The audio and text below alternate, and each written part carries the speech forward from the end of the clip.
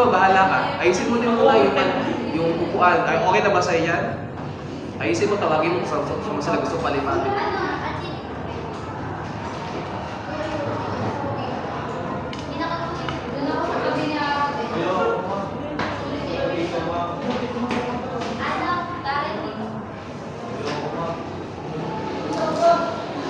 Yan, habang nag-aayos ha, sabi ko sa inyo, maghahanda kayo, hindi ko kailan tutukan.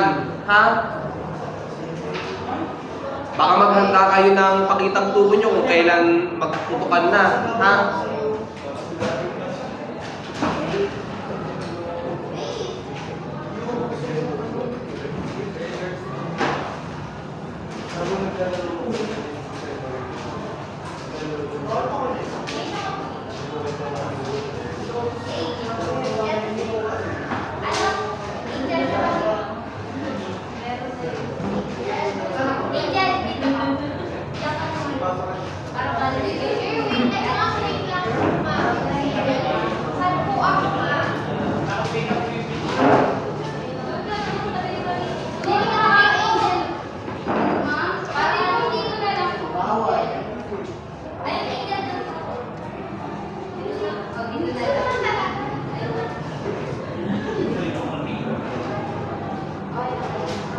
Okay, sige, kung handa ka na, Katleya, magsimula ka.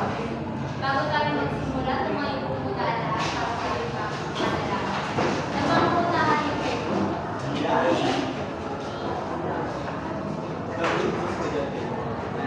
Ama namin Diyos, maraming salamat sa araw na ito. Naway ang aming matututunan ngayon, itatak na sa aming pusat isipan. Amen. bago kayo umupo, pakitingnan muna ang mga nasa ilalim ng upuan ninyo kung may kalat ba. At kung wala naman, ay maaari na kayo umupo.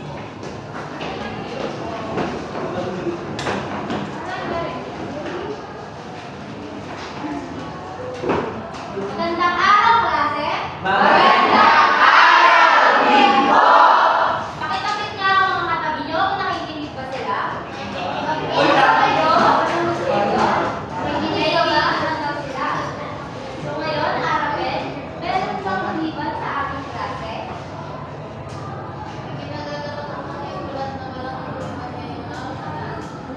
Kinagagalak ko rin marinig ng walang lumiban sa ating klase. Ngayon ay bago tayo dumako sa ating bagong aralin,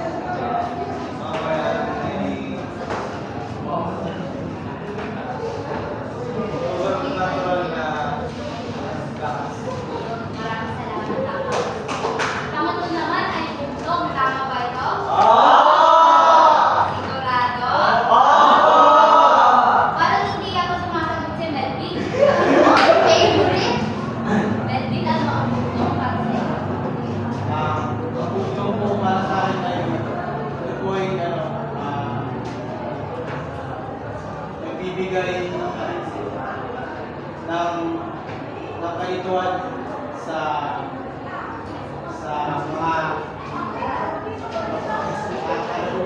ulitin po na ang hukom po ay ito po yung tanong na maaaring magdala ng kalituhan, ngunit makaunlad ng pag-iisip ng isang tao. Maraming salamat.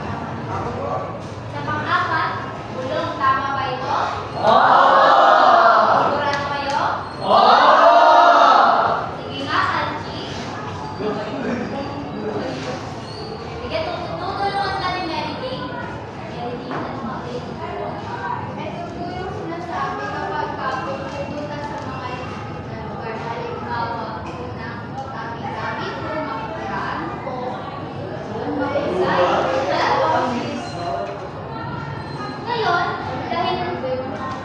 ngayon dahil nalaman na natin na meron talaga kayong nakuhang aral sa ating nakaraang talakayan, ay narito naman ang ating layunin para sa ngayong araw na ito. Pakibasa mo nga, Sheila. Ito ko yung mga natulungan ko, tawag ko.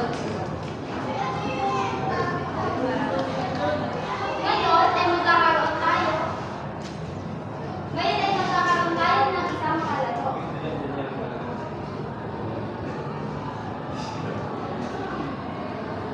Ay,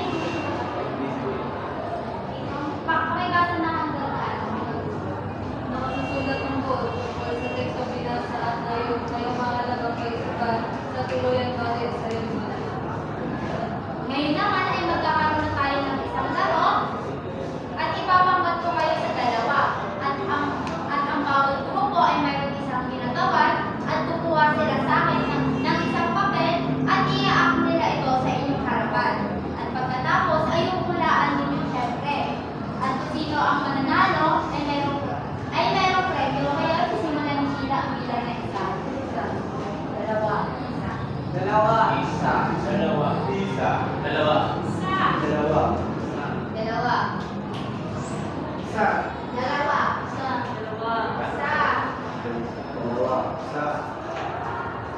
Ayan, tapos na ang bilang. Dito ang unang bilang at pangalawa.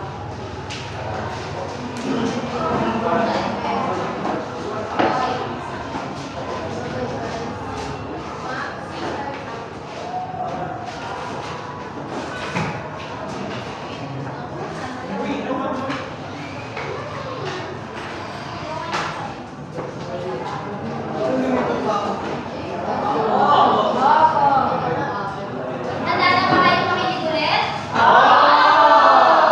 Good. Ngayon, bawat pangkat, pumili kayo ng isang kinatawan at pupunta dito sa aking harapan.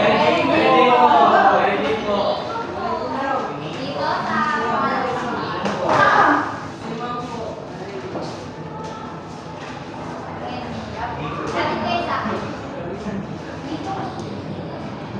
Bubulot kayo ng isang salihan. Ano lang? Isa lang.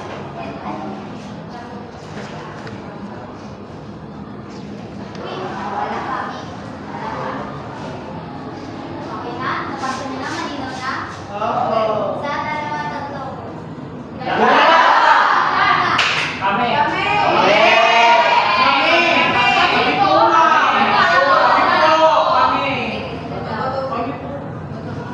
Pangalawa.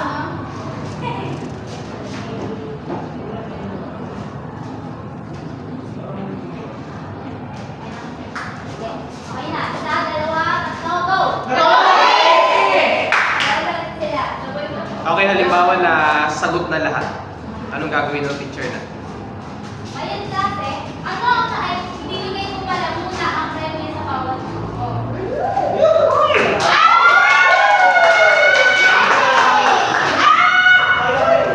Mamaya nyo na buksan. Mamaya na ito Ngayon klase, anong napansin ninyo sa ating ginawang laro?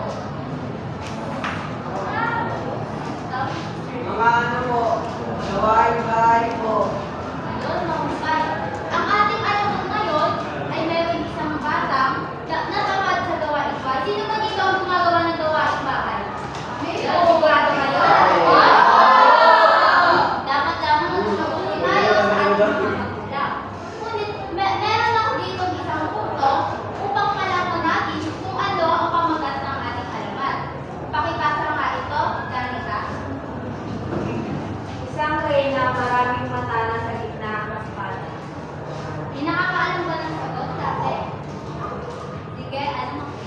Pinya po.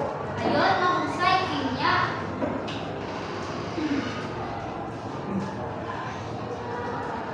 Ngayon, ay magtatatayo kayo lahat at maglalaro muna tayo ng labot isipin.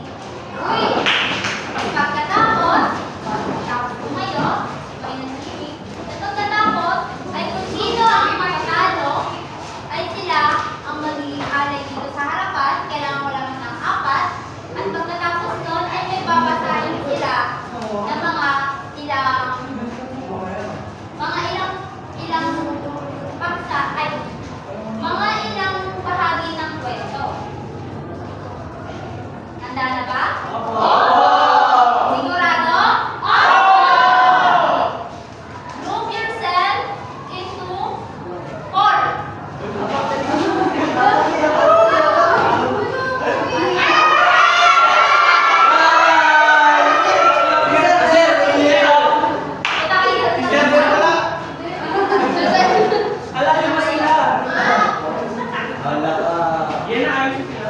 Okay, kulang pa tayo na? Group yourself into 7.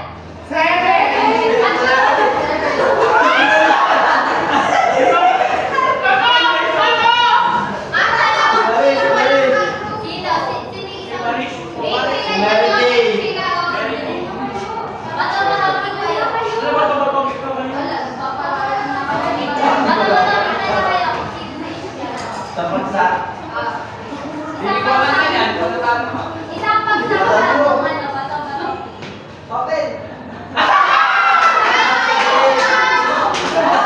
Panalo ang magaling sa kanila.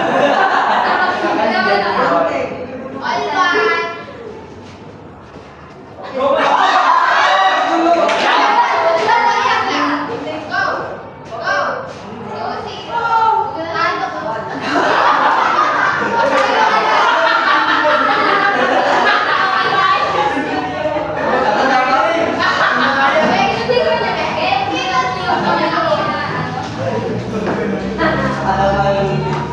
Kung ngayon, kayong mga nakaupo, ay nagbigay ako ng takdang aralin na babasahin ninyo ang ano-ano. Di ba? Ngayon, kung nabasa talaga ninyo, ay kaya ninyo silang pagsunod-sunodin.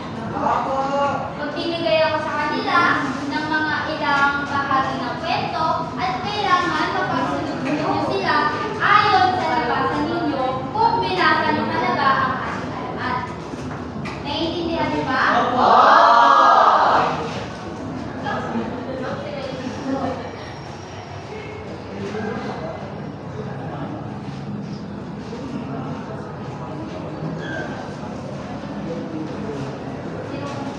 Ako nang babasahin si Eden. Dahil alam niyang galit na ang kanyang ina ay di na umimik si Pina. Umalis siya upang hanapin ang sandok na hinahanap. Kinagabihan, wala si Pinang sa bahay. Nabahala si Aling Rosa. Tinatawag niya ang anak, ngunit walang sumasagot. Napilitan siyang kumangon at naghanda ng pagkain. Pagkaraan ng ilang araw ay magaling-galing na si Aling Rosa. Hinanap niya si Pinang. Tinanong niya ang mga kapitbahay kung nakita niya ang kanyang anak. Ngunit naglaho para mula si Pinang. Kung sino nakita ni Aling Rosa si Pinang. Yun, Betty. Noong unang panahon, may nakarating sa Manila sa isang malayo po ang ina ay si Aling Rosa at ang anak ay si Pina. Mahal na mahal ni Aling Rosa ang kanyang bugtong na anak, kaya tumating si Pina sa layo. Gusto ng ina na matuto si Pina ng mga gawaing bahay, ngunit laging kinakatwiran ni Pinang na alam na niya gawain ang mga tinuturo ng ina. Kaya pinagbigyan na lang niya ang kanyang anak. Isang araw, nagkasakit si Aling Rosa. Hindi siya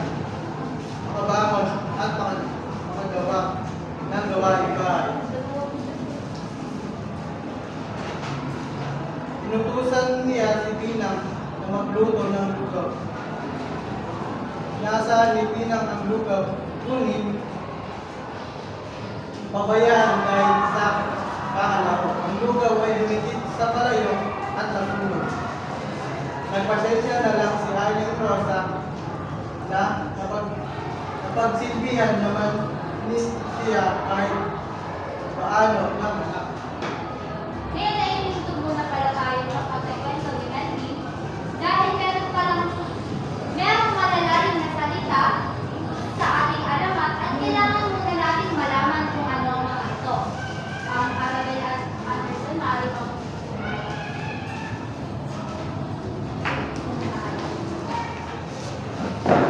Para sa unang bilang, ay pakibasa mo muna ang kanuso, Anderson. Basahin ng mabuti ang bawat pangungusap sa bawat bilang. Piliin ang salitang kasi kahulugan ng salitang nakasalalay. Ang una ay si Arabel Serna. Nanangis siya nang marinig ang malungkot na balita tungkol sa kanyang kaibigan. Umiyak. Umiyak. Gamitin mo nga ang salitang nanangis sa pangungusap. Nanangis ang aking ina nang malaman na mababa ang aking mata. Sige, magtuloy-tuloy ka. Ayun, mahusay. Pangalawa naman. Sige, Angel. Ang pook na iyon ay bunod ng magagandang ganami. Ilusot, ilugar. Ano po? Ilugar. Letter B, lugar. Ayun, tama. Gamitin mo nga ito sa pangungusap. Ang pook namin ay maraming aso na nakakot. Ayun, mahusay. Ang klase, huwag po tayo masyadong maingay dahil hindi naman po isasalita ang inyong mga bibig habang kumakain. Pangatlo, Darren, pakibasa nga.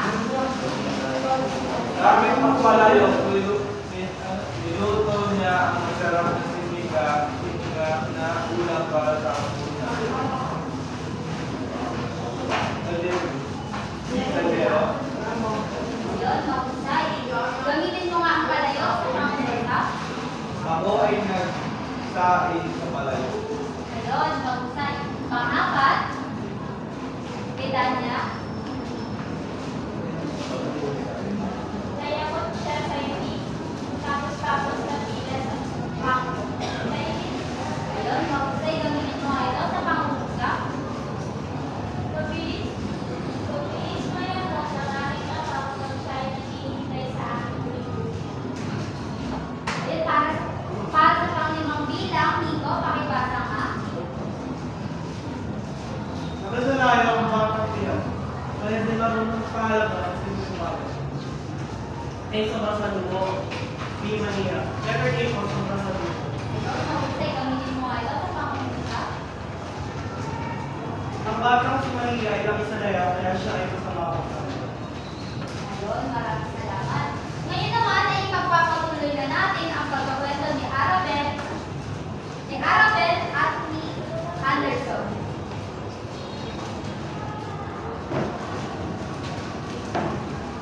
Nagtagal ang sakit ni Aling Rosa kaya't napilitan si Pinang na gumawa sa bahay. Isang araw, sa kanyang pagluluto, hindi niya makita ang puso. Tinanong ang kanyang ina kung nasaan ito. Isang beses naman, ay ang sandok ang hinahanap. Ganoon na ganoon ang nangyayari. Walang bagay na di makita at agad tinatanong ang kanyang ina. Nayamot si Aling Rosa sa katatanong ng kanyang anak, kaya't nawigan ito na kung Pina, sana'y magkaroon ka ng maraming mata upang makita mo ang lahat ng bagay at hindi ka na tanong ng tanong sa akin. Biglang naalala ni Aling Rosa ang huli niyang sinabi kay Mina na sana'y magkaroon ito ng maraming mata para makita ang kanyang hinahanap. Tahimik na nanangis si Aling Rosa at laking pagsisisi dahil tumalak ang kanyang sinabi sa anak. Inalagaan ng mabuti ang halaman at tinawag ito pinang. Sa palipat-lipat sa bibig ng mga tao, ang pinang ay naging pinya. Isang araw, may nakitang halaman si Aling Rosa sa kanyang bakuran. Hindi niya alam kung anong uri ng ang halaman iyon. Inalagaan ng mabuti hanggang sa ito'y magbunga. Laking pagkamangha ni Aling Rosa nang makita ang anyo ng bungang ito. Ito'y hugis ulo ng tao at napapalibutan ng mata. Maraming salamat po, Mang Rosa. Ngayon, sa mga nakaupo, ay sino sa tingin nyo ang dapat na nasa una? Yes, Si Medley po. Mahusay, Medley. Dito ka sa unahan. Sunod?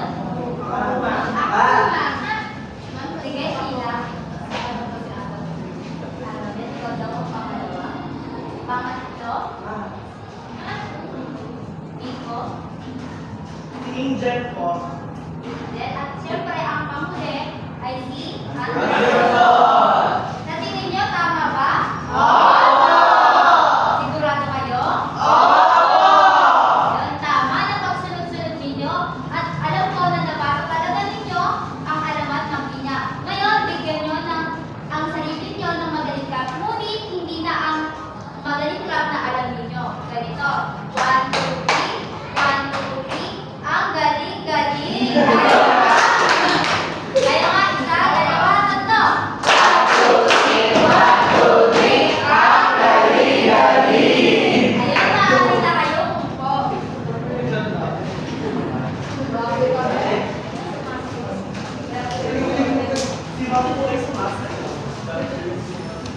Ngayon naman, ay ganaon na tayo kay Dora. Kilala niyo ba si Dora? Sigurado kayo? Ano nga bang ginagawa ni Dora? Naglalakbay! Ngayon, maglalakbay din tayo. Ngunit, kada paglalakbay ni Dora, ay meron siyang mga suliranin o mga tanong na kailangan niyong masagot para makauwi siya sa kanilang bahay. Basahin mo nga, Panuto, Bedanya. Maglalakbay si Dora at bawat suliranin na kanyang matatagpuan ay mga tanong ito kaakibat at kailangan masagot ito upang makauwi si Dora sa kanyang bahay. Naiintindihan ba ninyo ang Panuto? Ngayon, pupunta ako ng 4 mga pag-aaral na magsasagot sa 4 na katanungan na nakatikip sa bawat paglalakbay ni Dora. Sa unang tanong ay si Karen Peralta.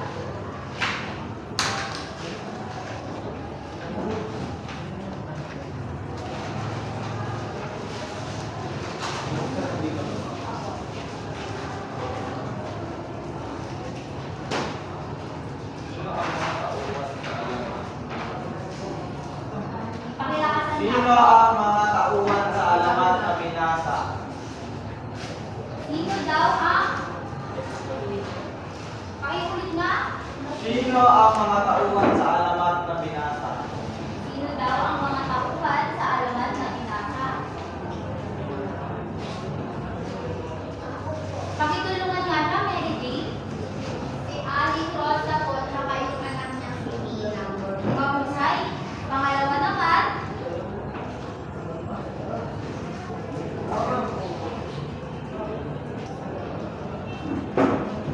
Nico.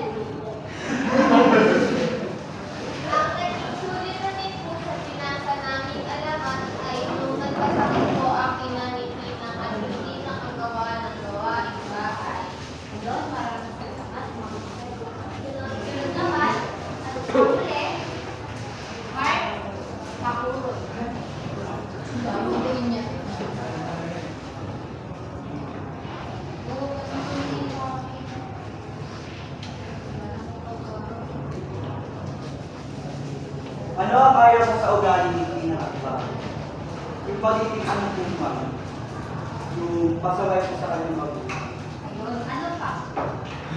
Sa pagiging asawa. Sa layo. Mahusay. Ngayon naman ay kasako na tayo sa ating pangalawang gawain. Pakibasa nga. Charlie. Ikuod mo. Sa isang buong papel ay isulat ang buod ng alamat ng pinya. Pamantayan. Kompleto, tumpak at malinaw. Maayos at nabigay ang mga mahalagang detalye. Sa isang buong papel ay ibubuod ninyo ang alamat ng pinya at gagawin nyo lamang ito sa loob ng 10 minuto.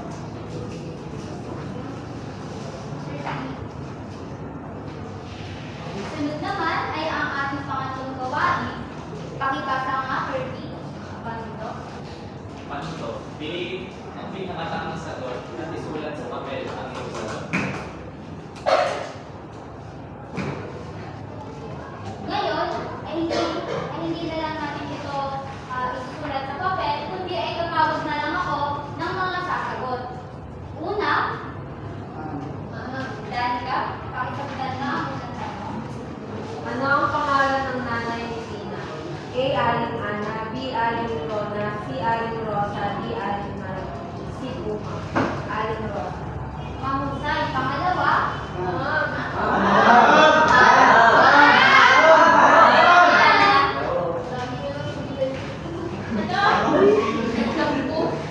Ano ang pangalan na anak ni Allen Rosa?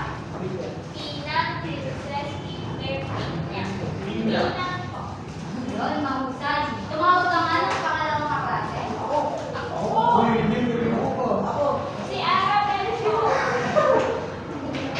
Okay, halimbawa ng sagutan na hanggang sa uling bilang. Ngayon naman, ay meron akong mga katanungan dito. Tatawag na lamang ako. Tumayo ka nga, Roan. Para sa iyo, anong aral ang nakuha mo sa ating binasa?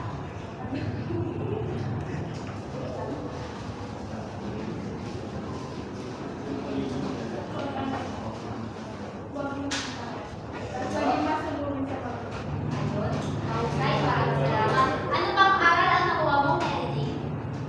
Ano po, kapag ka po inuusan ka po ng magulang mo, susunod ka na po agad.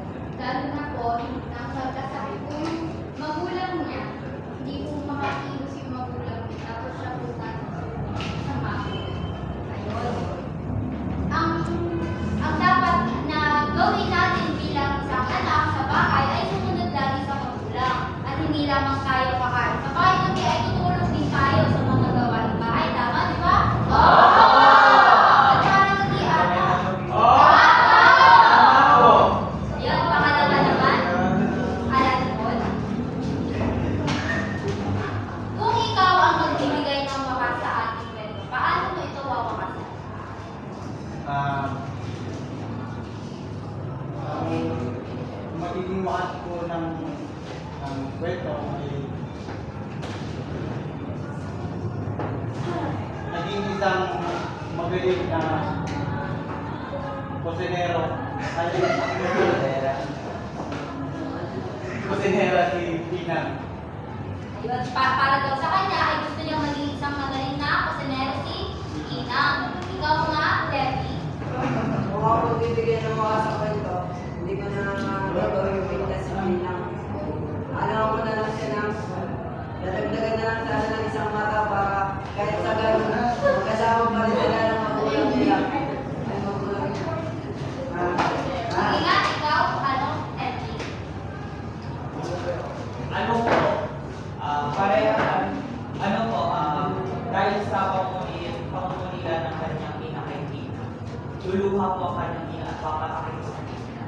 Sa luha po iyon ay pupusin mo si Pina at makakasama sila ulit. Dahil po doon ay matututo na po ang dalawa. Ayun, yan baka mo sa ibigay na ito. Ngayon naman ay sa pangatlong tanong, Sheila. Sa tingin mo, ano ang pagkakaiba at pagkakaparehas ninyo ni Pina?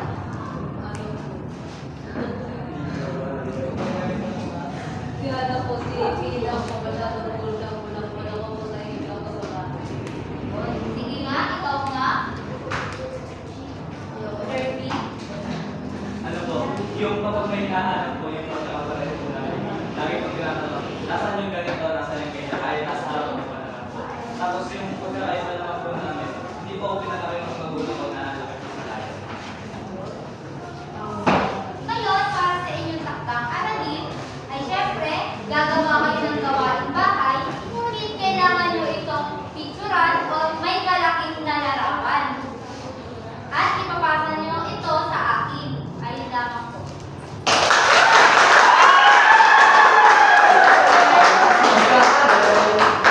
Okay, salamat, Katlea. Sunod tayo. Dako tayo sa mga suri. Simulan muna natin kay Charmaine. Alam ko